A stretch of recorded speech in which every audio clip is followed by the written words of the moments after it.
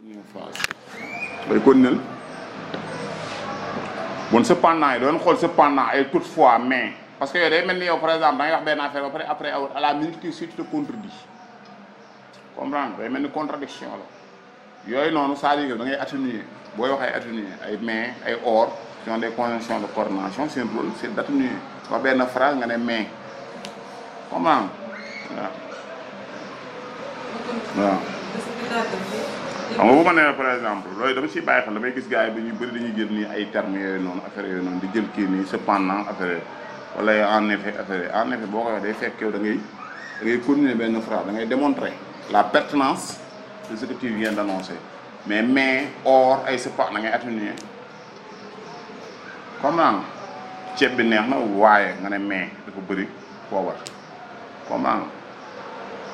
te mënoon ne ceeb bi neex na ba pare nga ne waaye comprendre yaa ngi dégg yàpp bi bari na te sakkan na xam nga noonu du am contradiction la waaw. De ce que tu as fait, les politiques d'emploi sont très localisées ce phénomène. Mais comme tout autre humain, la pratique a montré les failles dans ce domaine. waaw waaw. Ce qui est à l'origine d'un taux très élevé de chômage chez les jeunes. De ce point de vue, est-ce qu'il n'est pas pertinent, voire important, de s'interroger sur les causes d'un tel phénomène et d'essayer de voir les solutions pour essayer éventuellement de les résoudre? Ok c'est boo foofu noonu mooy si dernière partie boobu mooy articulation bi nga ko andee c'est bien mais ça veut dire que man gisuma tamit définition bi amul te définition yi mooy wax naa ne par exemple ñun nañu respecter toutes les mooy nañu respecter par exemple kii boo jëlee si yenn culture générale boo demee si am na yenn œuvre yoo xam ne culture générale dañ naan la ñoom développement dañ naan la introduction bi da nga koy def si par exemple au niveau de développement comme littérature ni mu mel sujet français littérature xam nga boo def développement yow doo def par exemple doo ko def si au niveau de l'introduction yow da nga koy def au niveau du développement mais li gën a wóor mooy fii ni ñun nañu apprendre léegi ne à s'habituer par exemple à partir de la situation du sujet ñun qu'on parvienne à définir les termes et ce de façon concise dañuy définir termes yi dès le départ ñu habitué wu ci moo gën a wóor quoi comme une autre proposition waaw. Le chômage peut être vécu comme l'état d'inactivité d'une personne souhaitant travailler. Autrement dit, il est perçu comme être sans travail. Les points xaar moom yow c'est-à-dire que bu ñu déparé yow chômage foofu ñun loolu la ñuy attaque brusque du sujet yow c'est-à-dire que waroo départ rek nga commencé définir chômage yow chômage situer le sujet dans son contexte ba pare yow nga génne chômage bi nga définir ko yow mënoo déparé moom laa la reproché sànq yow mënoo déparé définition chômeur yow yaa ngi mën a définir définition chômeur yow déparé ci benn phrase wala par exemple 2 phrases maximum bu mu bëri tamit quoi c'est-à-dire que bu ñu sori benn phrase 2 phrases maximum yow nga définir nga ne chômage lii la xam nga door a génn par exemple yaa ngi dégg say faits nga insister sur les faits après génn sa problème démarche boobu la ñu war a am oui waaw waaw mooy yoon yow c'est-à-dire que yow tu es obligé de définir parce que yaa ngi fàttali rappelez-vous de vos cours de terminale bi mu ne par exemple peut-on enseigner la vertu maintenant dana ko man Socrate dana ko man je ne peux pas répondre tant que je ne sais pas d'abord ce qu'est la vertu c'est-à-dire que ñun dès le départ ñun nañu comprendre yow c'est-à-dire que mon interlocuteur mooy ki xam ne moom laay waxal moom nañu départ ñun ñaar ñëpp ñu nekk sur un même niveau d'information par rapport au concept mooy c'est-à-dire que man chômage nii laa ko gisee ba pare comment moom chômage mën naa mu gisee ko ne neen xam nga loolu mën na ne man chômage nii laa ko gisee bon man bu may raisonner man c'est-à-dire que man bu may raisonner si kaw man ni ma gisee chômage laay raisonner bon yow c'est-à-dire que lay andi sama terrain parce que débat la dafa mel ni débat la maa ngi moom c'est-à-dire que man je suis là pour le convaincre à adhérer à ma cause wala justement à si vous voulez à faire sienne mes idées mais foofu day fekk dès le départ moom mën na ko lii mooy chômage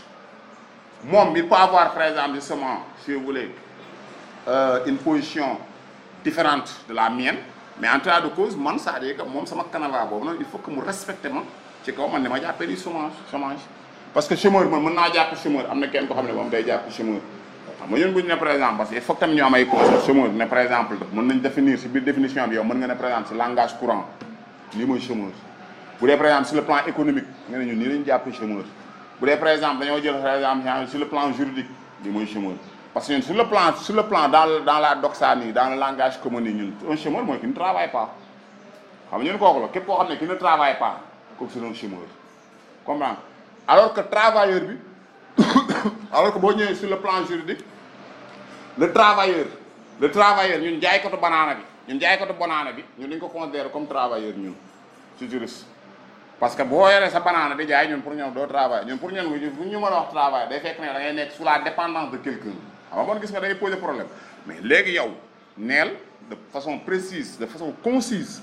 nga ne bu dee économiste parce que économiste am na par exemple benn définition ñoom bu ñuy jox chômeur yow nga ñëw ñoom mën nañ joxe entreprise ne lii la nga ñëw ci droit du travail ñu joxe ko lii nga dem sociologie ñoom ñu ne nii la comprendre ko ci nekk yow ni nga koy gisee léegi nag sens commun bi tamit moom tamit am na tamit une certaine perception qu'il a du chômage ou bien du chômeur mooy kenn koo xam ne tu n'es pas qualifié junga yaa ngi yeew tu ne fais rien qualifié wu loo utoo liggéey ñoom pour ñoom loolu mooy chômeur ñoom sax bu ñu wax man loolu chômeur la mais boo ne sur le plan économique loolu ñun duñ ko jàpp chômeur loolu du chômeur loolu ñun pour loolu noonu ñun loolu délinquance la loolu délinquance la loolu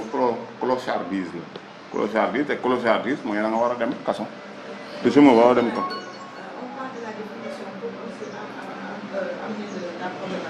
waaw da ngay waaw dañuy am da ngay jéem a fexe parce que loolu yëpp wax naa la ne parce que c'est en forgeant qu'on devient forgeant loolu yëpp question de lien la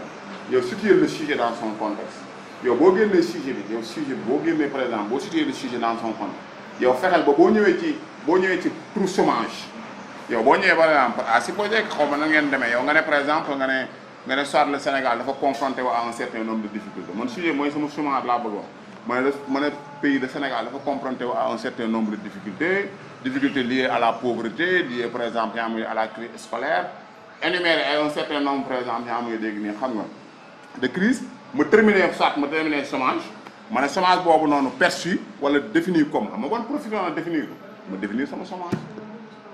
léegi yow boo définir léegi nag chômage nag yow bu fekkee définir nga chômage léegi yow mën nga déparé yow ne am na benn volonté toujours surtout loolu day am benn volonté parce que ñun bi ñuy def après solution yi day am toujours benn volonté parce que face à une situation mooy les volontés mooy c'est-à-dire que les autorités ne restent pas inactives il faut forcément ñoom ñu def benn affaire bon c'est-à-dire que la question de la pauvreté la question du chômage quels que soient les problèmes auxquels nous sommes confrontés les autorités du matin au soir cherchent à trouver des solutions à ces questions mais léegi le problème qui se pose mooy ces solutions là ñoom yi ñu joxe mooy solution yi day doon solution principe lay doon théorie lay doon mooy ça dafa am théorie ak kii allo oui ça va wax nga dëgg mais maa lay wax léegi maa ngi classe ma génne moo la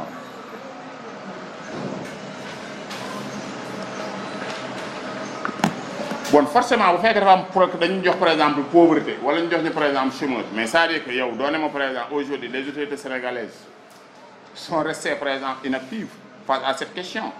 naturellement ñoom elles ont proposé des solutions def nañu ay solutions donc elles ont mis en place un certain nombre de mécanismes mooy la création tout azimut des agences tey boo ñëwee fii ne am na benn agence nationale de l'emploi comme la promotion des jeunes am na donc des agences qui ont été mises en place pour par exemple yaa ngi dégg lutter contre la question du chômage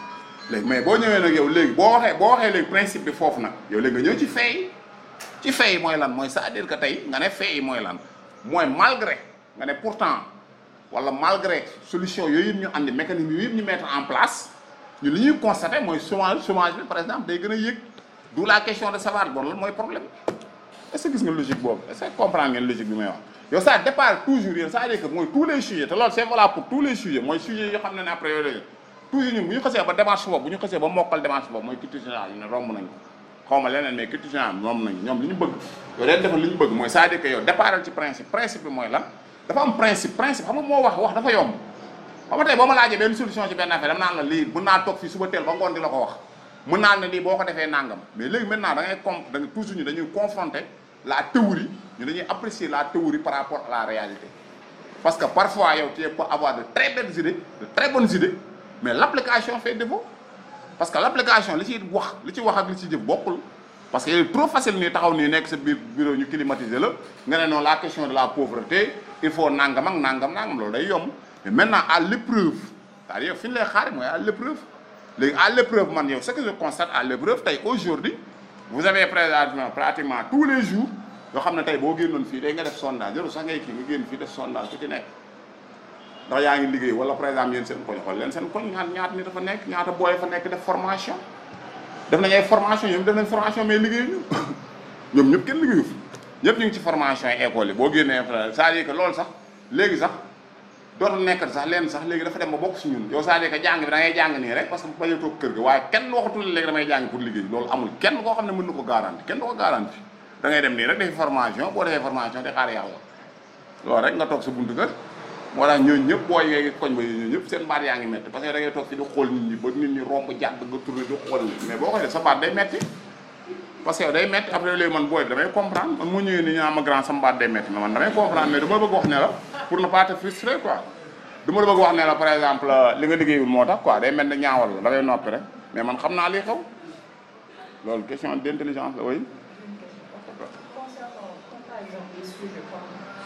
On demande causes et conséquences. Pour la forme problématique, si on pose des questions du genre, quelles sont les causes, quelles sont les conséquences, les solutions, c'est pas une répétition. Si on revient dans le plan pour dire, dans la première partie, on va parler des causes. Non, de répétition, au contraire, loolu la war a def lii bon mooy c'est-à-dire que man dañu ma laaj les causes de li ma wax xam nga dafa am yenn plan yoo xam ne dafa am yenn sujet yoo xam ne dafa ma tënk man je ne peux pas faire autrement non comprendre naa li nga xam nga tey yow loo mën a poser question ñaari mbir rek mooy mën a poser moom dafa ma laaj les causes il veut les causes et les solutions bon man bu may poser question man les causes rek laa mën a wax wala man les facteurs explicatifs causes laa mën a wax. Utiliser d'autres termes pour ne pas répéter cause waaw mais c'est la même chose bu ma neexee ma ne quels sont les facteurs explicatifs wala par exemple quels sont les facteurs qui justifient par exemple yaa ngi dégg nii xam nga ce phénomène loolu mën na nekk mais li wóor ba wóor mooy c'est-à-dire que man ce que je ne dois pas faire mooy c'est-à-dire poser des questions autres que celles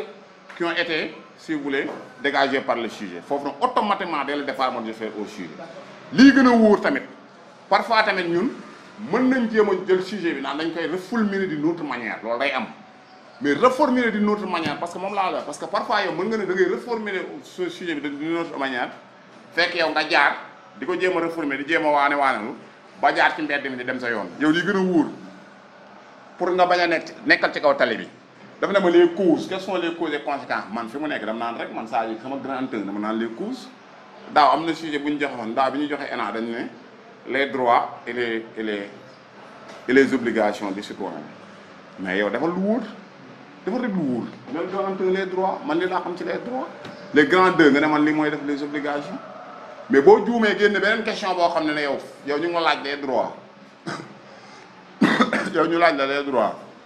yow nga wax les qualités du citoyen wala par exemple yaa ngi nga ne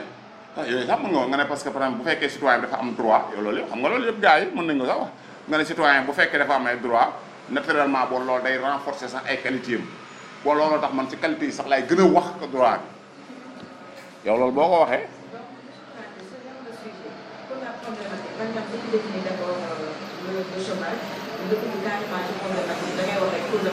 cause de conséquence bi loolu de façon simple cause de conséquence yow mënutoo ma ci critiquer kooku day neex rek saa léegi lenn mooy mën a ne mooy te koo xamuloo mooy mu bañ la rek mën na la yow lii nii du problème mënta nekk moom mënu fa andi beneen problématique bu dul loolu comme léegi moom mënul andi beneen problématique bu dul loolu lii bon mooy nga ne ma par exemple les causes xam nga les causes nga ma wax léegi man c'est-à-dire que ma ne c'est-à-dire que soit ma ne xaw ma quelles sont les conséquences man foofu noonu gars bi day jàpp ne autre sujet laa def parce que moom cause la soxla moom il a besoin des causes loolu la moo buñ ñu tënkee am na xam nga sujet day am yenn sujets yoo xam ne qui sont des sujets ouverts mën na ne par exemple qu'en pensez-vous loolu sujet ouvert la xam nga boo ne ma qu'en pensez-vous mën naa man foofu noonu maa jël sama responsabilité bopp ma ne man c'est-à-dire que question bi bu ñu ko posé man nii laa koy traité loolu am nga sa responsabilité mais bu mu ma tënkee parfois même yenn saa da nga gis benn sujet te en général noonu lay demee sujet boo jëlee par exemple sujet concours yi parfois ñu andi benn citation parfois mu andi benn gars mu cité ba pare ne la si biir consigne bi mu ne la par exemple yaa mooy dégg nii justifier la pertinence de tel propos yow bu ne ma justifier la pertinence de tel propos moom mënut ma def antithèse parce que moom fixé na ma wax na ma ne ma pertinence lay xaar moom c'est-à-dire que les arguments qui militent en faveur de la pertinence de cette thèse ba mu tax comment léegi maintenant si je milite en faveur moom mu laaj ma ne ma moom bu ñëwee mu ne ma par exemple ne ma Nelson Mandela nee na lii wala par exemple Victor Hugo nee na lii ba pare ne ma léegi fi mu nekk apprécier wala discuter ko foo da ma jox liberté mën naa ko discuter man je peux dire que ne effectivement pour peu qu'on l'analyse sur un certain angle cette idée par exemple ou bien cette affirmation est pertinente mais pour peu qu'on l'aborde sous d'autres circonstances foofu noonu le doute peut être permis foofu noonu mën naa andi sama mais bu ne ma pertinence lay xaar mën naa ko wax pertinence mais du coûte que coûte ne man par force dama war a am thèse ak antithèse te fekk ne moom sujet bi laaju boobu te yenn saa yi antithèse boobu ngay wax parce que tamit waajoo di wax ba jël sujet boobu noonu ba mu jël situation boobu noonu ñu jox ñu ko pour réflexion ça veut dire que ñoom dañoo gis ne am na benn pertinence am na une part de vérité am na une once de vérité ci sujet boobu noonu léegi parfois yow yenn saa yi mën nga ne da ngay jéem a critiquer nga ne da ngay jéem a par exemple yow da ngay jéem a dingat Hugo ne yow da ngay jéem a parce que yow toujours yow da ngay jéem a dingat te yow dingat yooyu ngay dingat en réalité sax yow du dingat ngay def parce que dafa am yenn saa yi dafa am dingat ak contradiction xam nga dafa comprendre parce que mënu ma démontrer man si suba ba tey naan par exemple lii après par exemple avant que je termine mes propos ma andiwaat contradiction li ma waxoon yëpp contradiction ak réserve xam nga réserve dafa am ak contradiction man contradiction maa ngi koy waxee man réserve maa ngi koy waxee mooy bu ma atténuer parce que damay jàpp ne nit lu ma mënti wax wala nit lu ma mënti jëf dina des parce que nous ne sommes pas faillibles xam nga nous ne sommes pas faillibles ñun par exemple yaa muy dégg ni xam nga ñun pardon nous sommes faillibles nous ne sommes pas des êtres infaillibles donc on se trompe donc comme ñun œuvre humaine la ñuy def donc naturellement man lu ma wax yow war nga ma cee mën a weddi wala nga ne ma par exemple yow sa vécu wala sa expérience nga ne ma li nga wax ni am na sa expérience am na mais man sama expérience am gis naa leneen loolu weddiwuloo ma mën na am par exemple foofu da nga ma atténuer. waaw bien sûr.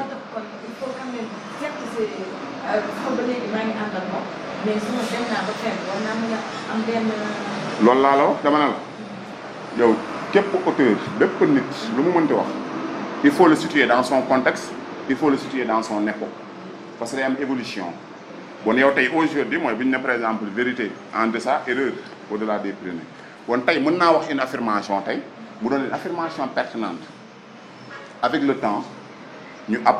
avec les preuves ñu gis ne loolu noonu c'était pertinent hier tey pertinent wul loolu moom mën na ne te ñun noonu la ñu war a demee loolu laa la wax mais dama ne la yenn saa yi si libellé sujet day am toujours opinion ak libellé da ngay xaar ñoom li ñu la laaj lan la xaw ma nag comment man lu may wax consigne mooy li ñu ma laaj lan la dafa ma jox affirmation mu ne ma léegi yow ce que j'attends de vous yow que nga démontrer ma ne li mu wax ni dafa lu dëggu la xam nga loolu bokkul bon léegi moom mu ngi xaar si man ma wan ko ne ko par exemple ne li mu wax ni lu am la bon man waratuma nekk foofu di dugg par exemple si loo xam ne man laaj ñu ma ko non wóorul non wóorul bu ko def yow fenn mooy mën a nekk yow fenn nga mën a laalee kii bi bu fekkee ne si libellé parce que xam nga bàyyi xel observation bi tamit xam nga observation bi wax naa la ne affaire yi ça joue sur de petits détails même observation yooyu yëpp dañu ciy bàyyi xel parce que boo ne ma discuter affirmation bi xam nga boo ne ma discuter affirmation moom mën na ma woon poser ne ma discuter mais ñoom di génn sujet di ko joxe tamit dañuy toog di réfléchir da ngay bàyyi na xel na ñoom dañuy réfléchir moom mënoon na ñëw mu ne ma discuter affirmation boo ne ma discuter foofu da nga ma jox liberté discussion mooy lan mooy man ma ñëw ma ne sujet bii nii li mu wax nii c'est pertinent léegi ma andi des arguments qui militent en faveur de la pertinence qui vont dans le sens que ce sujet-là ou bien cette affirmation est des plus pertinentes ma def loolu léegi nii sama deuxième partie mais ma ne attention c'est vrai que fii nii mais bu fekkee ne dama ko xoolee ne bu fekkee ne dañ ko xoolee si beneen angle loolu noonu mën na bañ a taxaw parce que lii ak lii foofu noonu yow da nga def loolu la nga moom ngay wax naan thèse ak antithèse waaye léegi mu ne ma par exemple ne ma ceux qui vivent sont ceux qui luttent mu ne Victor Hugo leen ceux qui vivent sont ceux qui luttent mooy léegi dama bëgg par exemple yow nga dégagel ma mooy les arguments qui militent en faveur de la pertinence de cette idée mais yow loolu nga ma laaj moom li ma laaj laa ko mën a jox bon bu ma ko joxee leneen loo xam ne laaju ma ko rek ça veut dire que day kii nii day métti te day am yenn affirmation yoo xam ne ngeen si bàyyi xel tamit am yenn affirmation c'est vrai que l'œuvre humaine mais am na yenn affirmation yoo xam ne yow pour nga génn fa contradiction wala pour nga génn fa thèse antithèse day jafe te boo ne coûte par force man ma génn fii antithèse par force la ma fiy génn antithèse yow boo moytu yëfu dof ngay mujjee wax te boo waxee yëfu dof mooy li ma la wax rek enaa moom dof du fa dugg. léegi bu nekkee genre sujet par exemple comment faire pour ressortir une deuxième partie si tout que vous ne pas sortir dans waaw non mais yow sa deux parties mooy c'est-à-dire yow boo jëlee yow par exemple les arguments qui militent en faveur foofu yow da nga siy am sa liberté yow tu fais ressortir dans ton brouillon mooy tous les arguments yi wane ne par exemple yii nii tàng na léegi si biir argument yi man ma synthétiser leen en deux parties mën naa ko synthétiser en deux parties ma ne partie bii nii ma ne lii nii am na lii nii am na comment bu fekkee ne dafa ma laaj discussion yow li may def discussion bi li may def da naan rek sur quoi c'est fondé xaw ma l'auteur pour par exemple se laisser à une telle affirmation mooy sama première question mais par exemple à l'analyse cette affirmation ne comporte-t-elle pas un certain nombre de limites ma def sama grand 2 moo war a nekk sama grand 2 bu fekkee def na ma discussion bu fekkee ne waxuma discussion damay njëkk montrer dama koy njëkk wax question yooyu boobu c'est-à-dire que question yooyu question passe partout la yéen question yi war leen ko changer mooy c'est-à-dire que chaque fois mu jox ma une affirmation ne ma discuter yow sa problématique loolu la war a mën a nekk sa problématique premier en quoi par exemple yaa may dégg c'est kii nii mooy c'est-à-dire que en quoi wala c'est quoi c'est fondé l'auteur pour se laisser aller à une telle affirmation bon foofee da ngay andi yow sama grand 1 mo damay andi les arguments qui vont dans le sens par exemple justement de renforcer mooy si vous voulez par exemple la pertinence de l'idée de l'auteur léegi ma ne nag à l'analyse wala par exemple n'existe pas par exemple yaa may dégg de limite par exemple yaa ngay dégg de cette thèse ma def sama point d'interrogation léegi sama deuxième partie man foofu ay limites laa wax ne lii waroon na wax lii wala waroon na bàyyi xel lii wala et cetera loolu mooy limite yi mais wax naa la ne il faut ngeen di bàyyi xel ci libellé bi mooy c'est-à-dire que sujet yi parfois ñun ni ñu koy joxe tellement que nous sommes pressés ak stress ñu jox ñu benn sujet am lu ñu la laaj yow nga gis ne chômage lañ la wax nga ne comme question de chômage la nga nekk ci chômage bi di ci wax loo xam ne yow da nga ciy wax ni yow c'est-à-dire que say waa ji day dem ba xam ne sax yow mi da ngaa miin chômage yow comme da ngaa miin chômage yow sax ñu bàyyi la chômage moom mu ëpp njariñ comprendre parce que yow li nga ci mën a bind yow moom moo ëpp njariñ sax yow ñu bàyyi la ngay ñëw ENA xam nga yow chômage di ci wax loo xam ne nag yow yaa ngi nga nekk si introduction di taabaabal di wax waa ji di corriger tamit wax naa la ne gars yi di corriger ay gars yoo xam ne 30 ans lañu jàngale minimum ay mag la ñuy doon dañuy nekk sax mën nañu nekk ENA dañuy doon ay gars yoo xam ne ñoo jàngam expérience bon yow loo wax ni ñoom seen intérêt mooy yow fan la gën a soxlaa mooy l'homme qu'il faut à la place qu'il faut bon comme yow yàgg nga si chômage bi ba xam ci lu bari loo xam ne ñun xamuñu ko yow mën ngañ see njariñam am njariñ bi mooy lan mooy yow dañ la bàyyi nga gën a yàgg chômage boo ci yàggee yow dañ ci génnewaat sax yeneen yoo xam ne ñun déwén wala après déwén ñun ñëpp mën nañ see jariñu que yow bu ñu la yóbboo ENA fi mu ne ñu waraat la former di la fayaat xaalis xam nga loolu yàq xaalis léegi dañ la bàyyi rek yow nga wax sa kii bon yow toujours waneel ne yow sa biir introduction chômage xamoo la ci bari xamoo ci lu bari te da nga cee bëgg génn boo ci nekkee oui ah ah comme sujet bi délimité ko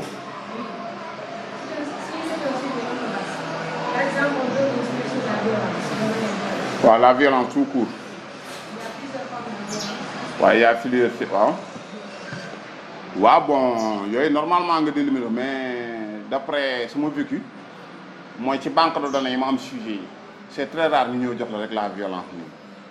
xam nga te il faut que encore en fonction tamit thème yi pour ñu ñëw jox la mondialisation nii non ñoom bu ñu lay jox la mondialisation dañ la wax benn soit dañ la wax affaire échange comme tey l'ouverture tey ñu ne la par exemple l'ouverture au commerce extérieur boo jëlee l'ouverture au commerce extérieur loolu noonu day rentrer dans le cadre de la mondialisation ñu ne ouverture extérieure mu susciter benn passion su see ouverture boobu noonu est-ce que foofu noonu par exemple est de nature à renforcer la croissance wala est-ce que par exemple lay nekk leen un frein wala un obstacle au développement du commerce local tey boo jëlee par exemple am na ñenn yoo xam ne tey jóge fi ñu ngi naan la par exemple xam nga dañ naan la am na yenn gars xam ne naan la présence de Auchan wala je veux parler de Auchan wala mais la présence xam nga des banques étrangères wala des sociétés étrangères ici au Sénégal kooku noonu ñu ne loolu noonu c'est irréversible ñoom pour ñoom loolu mënta bañ a nekk comment am ñenn ñu ne nag loolu noonu mooy c'est-à-dire que présence boobu noonu ñoom dañ di gaañ te gis nga thèse yooyu ñaari thèse yooyu léegi yow sama première thèse mooy yow man damay jéem a wane ne par exemple sama biir thèse bi ne affaire boobu noonu présence boobu noonu mu am des investisseurs étrangers yu ñu fi nekkee yoo xam ne par exemple des étrangers qui viennent investir au Sénégal mais ne serait-ce que ñoom bu ñuy recruter dañuy recruter au niveau de la main d'œuvre locale te main d'œuvre boobu ñuy recruter ñooñu noonu c'est-à-dire que dañuy doon ay pères de famille yoo xam ne y a des personnes yoo xam ne qui vivent à leur dépens donc par conséquent donc sur cet aspect man moo xoolee ci aspect boobu noonu day doon lu mool est-ce que mais bu ma xoolee ci beneen aspect man sama yaay di jaay par exemple yaa may dégg nii di jaay jën wala di jaay par exemple géej nga dem par exemple Auchan ñu defal la ko ci mbuus te sama yaay buy jaay géej par exemple day bëri ay waña ngay dàq affaire bon léegi ni man ma constaté ne par exemple man sama yaay bu doon ñëw dina àndaal 3000 francs par jour léegi may gis ne par exemple dootu àndeetu 3000 francs yi bon loolu noonu tamit man mën naa ne inconvénient la léegi nag sama biir solution nag ma ne nag léegi nag fi mu nekk ni ñun ñële nële mooy da ngay jël thèse bële ak thèse bële nga jëm leen a boole ñële war nañ fee mën a nekk mais bu ñu fi war a mën a nekk tamit il faut que tamit ñuy bàyyi xel mooy que ne fii nii dafa am ñun tam dañu am des commerçants locaux dañu leen war a jàppale parce que gars yi nekk foofu gars yi di la wax nii di xeex Auchan yi nii ñëw ñu nii pour te xoolee parce que ñoom ñu ngi bëgg a dee xam nga loolu dundul nag yow doo ko mën a xam yow mais ñoom ñi si nekk ñoom xam nañ ne gars yi baa ngi leen di bëgg a rey te Auchan du jaaxaan du ay kii nii parce que Auchan defe naa est-ce que c'est pas la troisième après il faut vérifier l'information defe naa c'est la troisième entreprise française xaw ma 12e mondial xaw ma troisième entreprise française kon kooku doon déjà budget rek war na mën a budget Sénégal donc kooku du jaaxaan kat kon kooku il peut se permettre moom tey fi mu nekk nii bu ko neexee par exemple moom mu jaay kilo ceeb 100 francs mën na ko jaay léegi dem ba tey marché bi yëpp ba gars yëpp mooy c'est-à-dire que mooy petit commerçant yëpp ñu anéantir la ma ñu wóor ne léegi fi mu ne léegi transformé wu nekk leneen nekk soit ay puuskat wala ñuy ñëw di ko puusal foofu di puus ay chariot bu mu wóor ne ñëpp jaar léegi mu jékki-jékki yéegal prix loolu mën na nekk loolu lu mën a nekk la yow mën nga ñëw def benn politique de dumping baisser les prix boo baisser les prix ba pare andi non seulement prix bi nga baisser prix bi ba pare après andi qualité bi andi propreté comprendre nga andi propreté bi yooyu yëpp day joué mais imagine si tu vas aussi fii nii au marché Castor pendant l'hivernage mais foofu noonu yow tu as envie de vomir yow foofu noonu même yow yaa muy dégg mais tu n'as pas le cœur à l'ouvrage mais nga ñëw chez Auchan ñu teg la kii nii par exemple chariot xam nga mën nga photo sax wan sax ni waa dëkk ba ne yow fi mu nekk ni avancé na loolu yëpp ay avantage la boo photo woon waa dëkk ba ne yow waa dëkk ba ne fi mu nekk ni man si supermarché laay jënd gars yi jàpp ne avancé nga mais dugg ci marché boo xam ne yaa ngi dégg ay poche nga ñëw fii nii par exemple yii di nekk fii nii xaw ma nii nekk fii kër bu aji di jaay mburu di jaay saabu yëpp di la ko jox mais kële na la mën na ñëw ba pare yooyu yëpp ba pare dóor ay prix baisser prix yi attirer la clientèle anéantir les petits commerçants dootul amati benn petit commerçant mooy jaay baana yi dootoo ko mën defati ba ñu anéantir ba mu wër léegi fi mu nekk moom kenn mooy day am nag loolu mooy andi situation de monopole te bu fekkee day am situation de monopole yaay contrôler le marché yaay fixer les prix que tu veux parce que yow nga bëgg ko nga bañ ko ñëppay ñëw tey Senelec elle peut se permettre de faire tout ce qu'elle veut parce que tout simplement moom dafa am benn situation monopolistique bu muy gérer bu ko neexee mu ne courant bi nangam la courant watt boobu noonu muy fay ñu laaj ñu on demande pas notre avis day ñëw rek mu ne courant nangam la mais man tey par force dama koy def mënu ma ci dara muy ndox mi tamit même chose la mais bu fekkee dafa wóorul ne par exemple dafa am ay concurrent moom mën naa dem mais loolu yëpp mën na nekk parce que bul fàtte na ay Auchan wax naa la ma ne la troisième après vous vérifier parce que dama ko dégg débat télé bon j'ai pas eu le temps de vérifier mais nee na troisième moom mooy troisième société française sur le plan mondial mooy 12e société kon boo jëlee koo xam ne sur le plan mondial 12e ay Unacois yi nii mooy ay Unacois gars yoo xam ne xam nga mun ñu sax def bilan comptable ñooñu noonu ñooñu fële ñu ne day am ay gars yoo xam ne yu nekk derrière xam ne ñuy defee seen politique xool sax seen placement yi bu placement ay jaaxaan fi ñuy nekk sax placement yi stratégique dañuy nekk boo xam ne c'est accessible à tout le monde léegi def de prix yoo xam ne dootuñu gëmloo di bu njëkkoon supermarché yi doon dugg mooy c'est-à-dire que ay boo demee ay score ñi fa doon dugg mooy boos yi la en réalité mooy ñi am classe moyenne ñoo koy dugg boos mais comme ñun nii ci boutique la ñuy dem boo duggee sax boo duggoon sa score sax yow di nga fexe ba nit xam la il faut nga taxaw ci bunt bi wootelu wala par exemple nit ku la romb nga woo ko pour mu xam ne yow dugg nga fi il faut nga def loolu da ngay dem foofu noonu di romb lu si rayon yi di fekk ne yow jënd nga li ngay jënd mais nga ne sax naa toog pour benn nit bu fi rombee xam ma yooyu yëpp léegi nag ñoom bu ñu demee ba léegi démystifier loolu noonu léegi ñëpp di fa dem di fa kii après bu yàggee même boutique yii ni ngay gis sax boutique yii parce que boutique yi tam dafa am problème parce que da ngay ñëw kis bi aji teg léegi mburóom nga ne ko jaay ma saabu mu yëkkati saabu jaay la nga ne ko jaay ma diwlin mu yëkkati diwlin loxo ma ngi niin yor na saabu ak yëpp jaay ma omo moom mooy sol omo yaa en même temps omo boo koy sol day dem ba fii nii day salte nga ñëw nga ne ko mburu si même moment boobu noonu mu yore saabu nga ne ko mburu nga dóor mu daggal la mburu bi daggal la ko ba pare jël beurre bi boobu mu téeweeg saabu bi dugal la ko dóor nga dem lekki xam léegi gën ay ngand goo ngay ngan naan ñu ne yaa ngi noot te fekk na yow léegi 3 jours la desi nga dund da jekk rek dee kaay naan dara dalu ko te léegi da nga lekk saabu omo ba neewi oui ah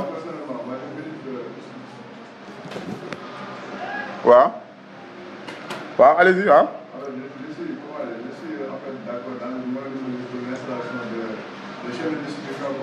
Ah. Parce que, en fait, d'une part, la propension au développement est inéluctable. waaw d'accord naa ci ah. Dans le niveau, l'installation des multinationales dans les économies comme celle du Sénégal, également, cela aussi est inéluctable. Maintenant, il faut peut-être encadrer cette installation. waaw Peut-être par une protection du mooy yoon waaw yow léegi yow loolu noonu yow léegi loolu mën nga ko def ñu mën nañu ko def solution parce que man ce que je ne peux pas comprendre tamit man c'est-à-dire que boo jëlee fii nii boo jëlee par exemple tey nii au niveau par exemple tertiaire mooy les banques boo jëlee les banques fii nii pratiquement la plupart des banques sont des banques étrangères. Mais à ce propos, excusez-moi, par exemple, même waaw waaw Sénégal bu bees. ah.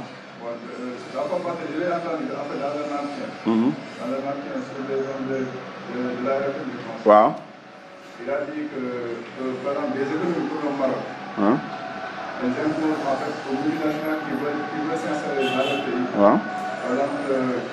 en fait, les nationaux détiennent une part. moom laa lay wax waaw mooy yoon. de 30%. waaw mooy yoon. Ça va favoriser en fait comment dire avec appropriation en fait de cette comment dire. moom laa lay wax mooy yoon loolu mooy dëkk fulla moom laa lay expliquer mais boo jëlee par exemple yow boo jëlee par exemple banques yi nekk fii nii wala ay Sonatel qui sont surliquides mais qui peinent à accompagner le développement loolu ça pose un problème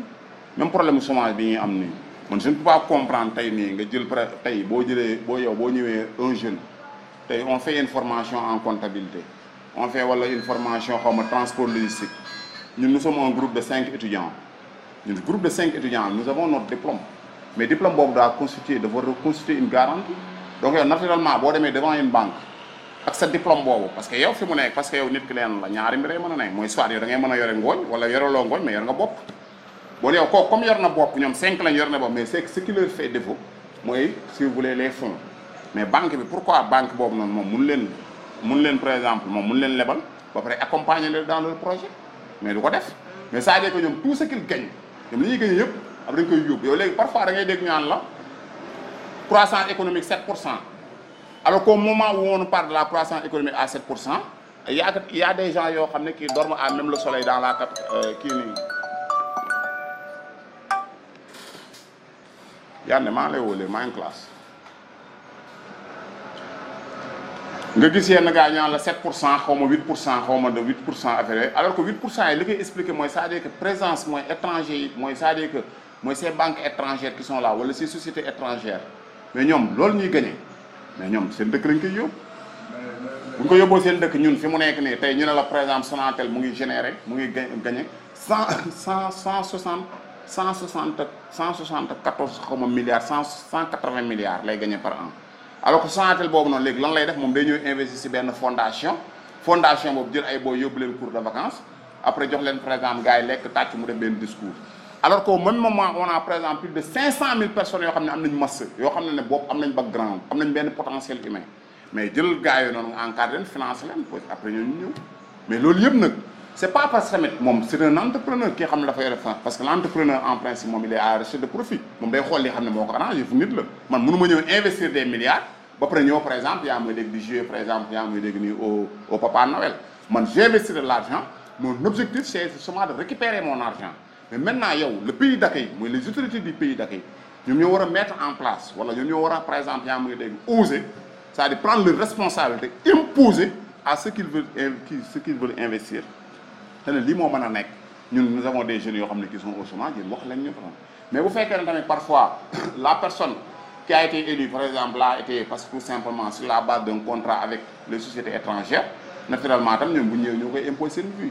ñoom ñooy ñëw nii par exemple imposer tey maa ngi dégg xaw ma démb ñu on te parle de SDE ak benn siège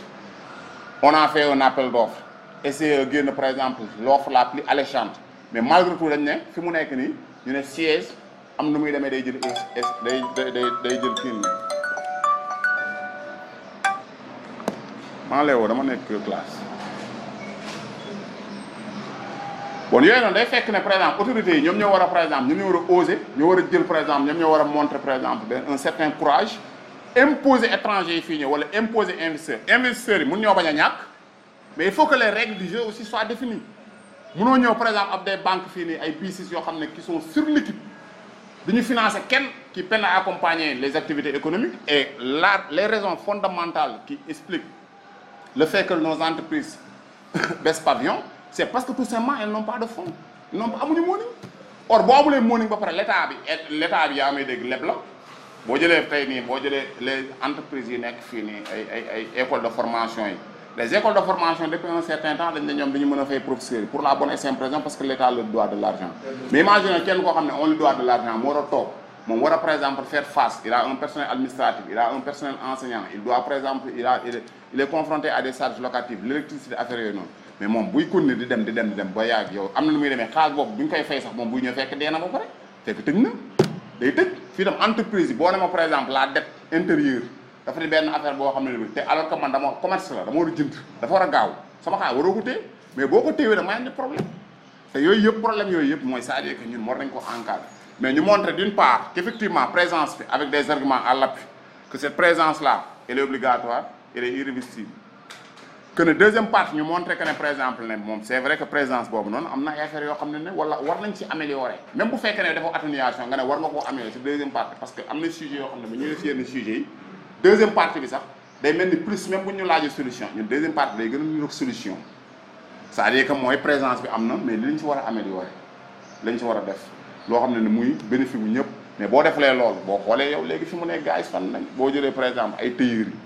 tu prends les tailleurs les menuisiers léegi problème bi lan la mooy gars yi ñu ñëw def benn entreprise dem importer ay lal en France léegi amatul tailleur yi tabaski ba tabaski wala korte ba korte la ñuy ñëw te yenn saa yi léegi korte bu fekkee yow da nga doublé li ma soloon korte loolu bon saa yeeg moom yàqu na léegi korte bu xësee ba korte jeex moom saa yeeg léegi benn rek lay ñawlu mooy c'est-à-dire que mooy fii dafa xottee ko ma ñëwoon ne ko kii 100 francs la 200 te il a une famille war a nourrir ay nit léegi nga ñëw au même moment par exemple dragon chinois bi ñëw wala présence chinois yi moo gën a grâce à échange yow chinois yi day ñëw par exemple andil la par exemple 9 dàll à 600 ngay mexe di defar dàll ngay mexe benn dàllam 5000 francs lay jar 4000 mais man en tant que père de famille enseignant mooy de 9 gosses ku ma nar a jëndal par exemple dàllu ngay mexe 9 sama daf may dikkee 45000 mais bu dee chinois yi 9 yi daf may dikkee 1000 francs mais allez savoir fan laay dem te ñooñu noonu day fekk ngaay foofu noonu da ngay defar say daal jóg ko foofu noonu kenn du ko sol yow doo ko bëgg sol parce que looy jaay la yow say daal sax yow yi ngay sol baaxul yow sa bopp sax yow doo ko mën a sol dina dem ba benn moment boo xam ne yow doo ko mën a jaay doo ko mën a saraxe doo xam nooy def léegi toog foofu doo xoole léegi colportage ngay def mooy menuisier yi tous ces menuisiers que tu vois là amatuñ job menuisier dañuy ñëw nii job moom mooy andi sax boo gisee ba ci mbënd beeg affaire yooyu noonu nga mais quelqu'un boo xam ne moom il a son métier man menuisier laa jàng di basage ba 30 ans am si sama jabar ak yëpp di loolu rek lay def mais aw ma liggéey mais lan laay def damay toog fii léegi kon ne di ñaan du ma ñaan il faut mu wut solution te solution moo gisee une occasion qui se présente ñu tegal ma léegi benn gaal ñu tegal ma benn gaal ne ma yéegal da ngay dem Espagne yaa ngi dégg yow gaal gi yow te dund man xam naa ne instant boobu noonu yow bi may yéeg sax si gaal gi maa ngi xiif ndax sonn parce que lekku ma mais saa waay du ma yéeg def xool ndax daa lekk même am na yenn yoo xam ne mooy am na benn rapport bu koy wax nee na xaw ma lan dee gën dund xaw ma dund gën dee waaw am na yenn yoo xam ne saa waay yow dee sax moom mooy gën parce que yow léegi yow tu n'as rien à perdre ñun lan moo tax ñun duñ jël gaal c'est parce que dafa am espoir lu fàtte la parce que nit espoir la ah parce que gars yi leen di comprendre parce que ñun am na espoir am nañ ay diplôme am na si lu ñu jàpp il y a une maman qui est là wala un frère qui est là qui nous soutient donc comme ñoom ils nous soutiennent donc ñun mën naa des man à quoi bon man may jël ay risques di dugg ci géej mën a dee te fi mu nekk ne man mën na fekk suba wala ginnaaw soo mën na baax mën naa jàll concours ENA wala ma jàll concours benn concours bon comme mën na baax lan laay yàkkamte damay teey mais bu fekkee ne yow léegi lépp bouché na lépp aw mënoo def concours ENA yow alxuraan nga jàngoon yow soit alxuraan nga jàngoon yow nga jàng alxuraan nga génn ñëw wàcc kaamil ñu ne la fii mu nekk amoo benn liggéey boo mën a def loolu jàngal ay booy nga ñëw di jàngal booy ñu jiñ la ne yow léegi fi mu nekk sax da nga doon yegg ci booy yi yow amuloo léegi sax kenn du la wóolu yow kenn du la wóolu sax jox say doom parce que yow jàng alxuraan kenn wóolu koñ bi yëpp koo ci wax ñu ne wóolu gars yi di ko ñoom jimi ci koñ bi yow foo dem naan yàlla nee na ñu ne la noo demal ci télé bi boo xamee yàlla nee na demal ci télé bi yow mënoo dem fenn nga gis benn gaal mais dangaa bàyyi ma dem parce que boo demee rek bu fekkee dem nga nice la bu fekkee nice nga boo ñëwee dañ lay teg nit parce que loolu yëfu nit la ñi fi amul yëpp mooy ñuy doon ay dëmm boo nekkee dëmm si koñ mooy da nga ñàkk boo fa amee dem ba yàlla def na nga jàll concours ENA inspectorat famille boobu waa commune yi ñooy doon dëmm yi yéenay doon léegi nit ñi noonu lay demee bon xam nga loolay problème bi amul benn proposition booy proposition dañ war a def proposition yan war a defal proposition yi par force non introduction bi la wax ni mu defee kii bi parce que déjà sax sama heure jot na ko bonne heure moo jot mais oui 13h parce que man bon 13h man dama war a dem am cours mais dañuy def booy introduction bi dañuy am habitude introduction bi il faut ñëpp def ko quoi mu xool ci feuille ba pare mu lire ko bon bu fekkee mun leen wax ci kaw introduction bi leen ma ko war a defal bon j'ai oublié encore de vous dire que ne mooy comme le temps là nous est imparti léegi yéen en fonction de votre disponibilité yéen boo defee benn sujet tamit en fonction de votre disponibilité yéen vous pouvez m'appeler ñu coordonner les matins man am na matin yoo xam ne je ne fais rien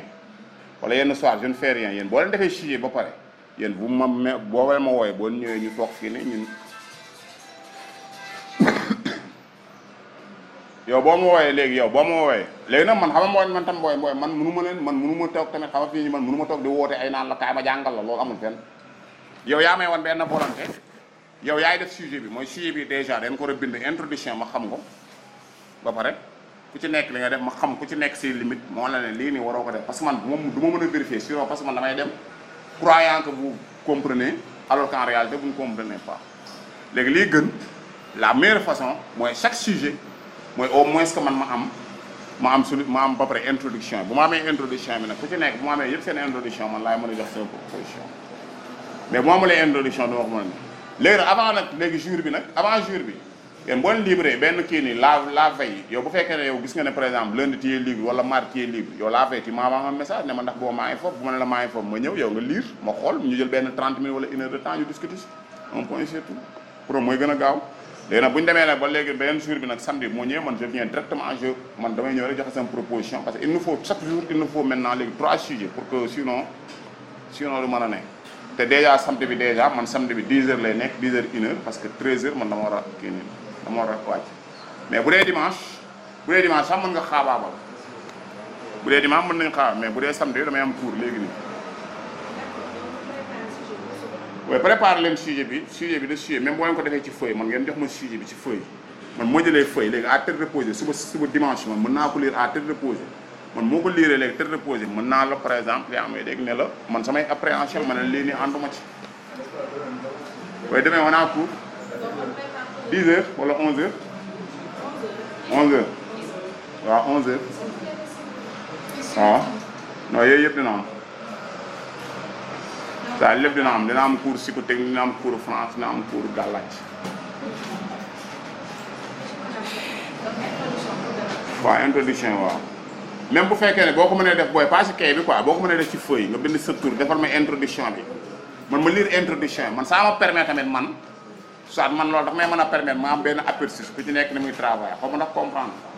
waaw damay mën a permettre ma xam quoi léegi man soit bu ma d'accord lee man la man d'accord ma ci lii yow boo ñëwee nga démontrer ma nga ne ma lii itam d'accord ci lii ñu discuter ñu trouver benn terrain d'entente léegi au fur et à mesure bu dee 2 sujets 3 sujets rek question d'habitude la 2 3 sujets 4 sujets rek après da ngay am la main te jàpp leen ne yéenay bind man binduma bon yéen a war a gën a mën a bind ko man du ma bind man dafa ma examen xam nga loolu yàgg léegi ba ma def examen pare naa ci oui oui bien sûr waaw day am conclusion waaw conclusion mooy c'est-à-dire que da ngay def le condensé des idées il est même préférable nga ubbi tam benn débat ñu ne mën na nekk nga ubbi benn débat mooy c'est-à-dire que boo defee par exemple le condensé des positions dama def grand 1 benn position grand 2 ma andi benn position xam nga boole naa leen léegi mën naa génn benn perspective troisième point ma génn benn perspective ubbi benn question